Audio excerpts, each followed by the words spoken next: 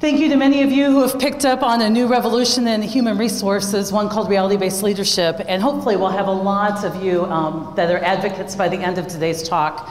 As I travel around and I talk to leaders, I ask them what keeps them from achieving amazing results, what keeps them from being outstanding leaders, the type that you're all hoping that they would become. They always give me two answers. First answer, they say, "Sai, have you met my people?" They are whiny. They have entitlement where accountability should be. They aren't motivated. They ask, what do I get, rather than focus on what can I give.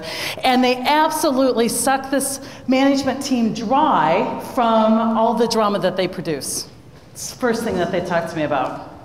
Secondly, they say, do you realize the circumstances that we're in today? From the recession to expectations of customers rising, to regulation increasing, to uncertainty increasing, to cost of goods sold increasing, to margins decreasing. And have you guys heard any of these lists in your employee relations offices? As I listen to their two answers, why aren't you producing great results? And they talk to me about their circumstances and about their people. I rarely have a leader tell me the reason I don't produce great results is I stink as a leader. Which actually is the only answer. Why do you have people that are entitlement mentality? Because you entitle people. Why do you have circumstances that are kicking your butt? Because you have not figured out how to succeed in spite of your circumstances. They talk to me about how challenging times are today, and it's not that our times are challenging today. We are in some dramatic times. We have been in the past, and I'll be psychic. Let me make a psychic prediction. There will be times in the future that we also have some challenges. It is not the fact that we are in challenging times today that's the cause of our pain in workplaces. It is the fact that these times are exposing the lack of leadership that have been covered up with easy wins for the past 10 years. We have backed off of leadership, we have focused on managing, and we're paying the price. What we have taught leaders to do is simply not working. How many of you have hoped that this year they actually will complete performance evaluations and have conversations about them?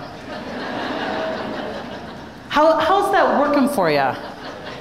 How long are you as HR going to use hope as your strategy? What we're teaching leaders to do that is not working, and they're not using it. So I want to talk to you today about a new philosophy of leadership.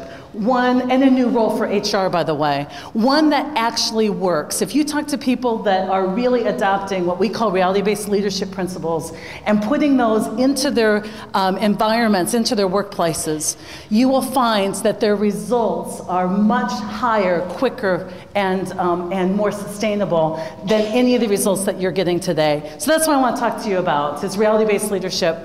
We've got to get rid of the drama, ditch the drama, and restore peace to the workplace.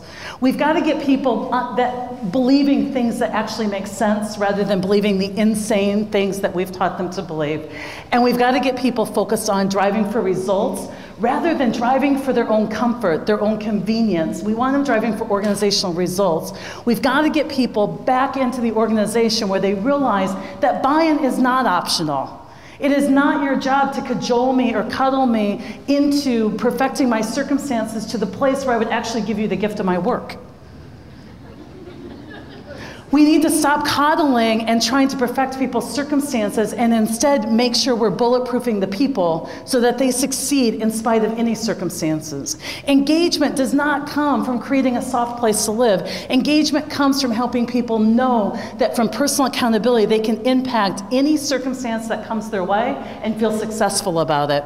So I'm going to do a little bit of HR blasphemy. I hope I shock you just a little bit, and I hope that we give you some new tools that you can use tomorrow.